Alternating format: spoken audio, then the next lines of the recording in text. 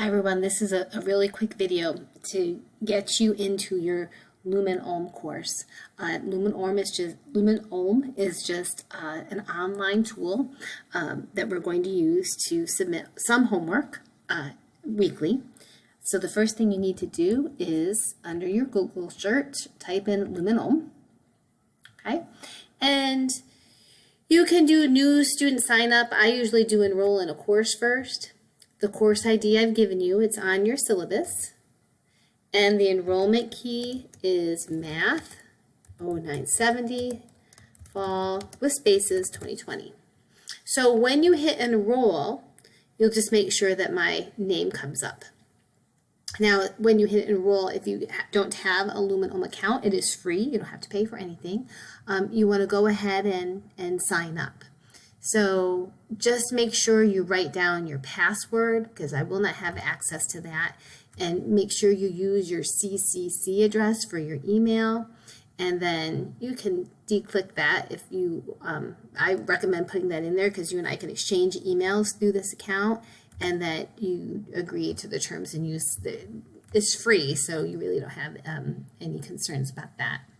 So once you get into your account, it should look something like this. This is the student view, and you have 2 assignments that are due, and I need you to try these before Monday.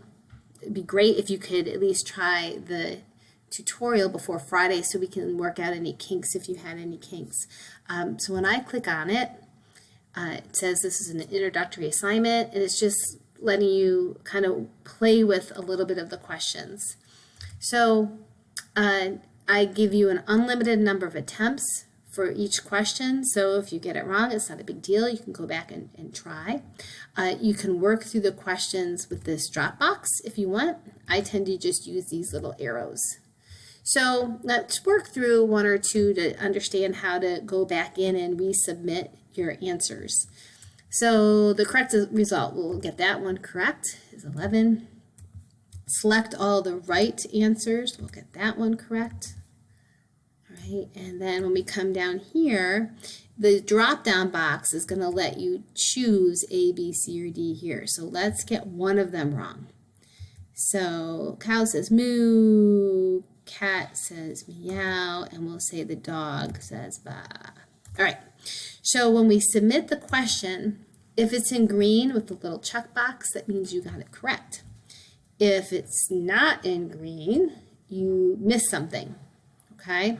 So you can go back in and physically change these answers, okay?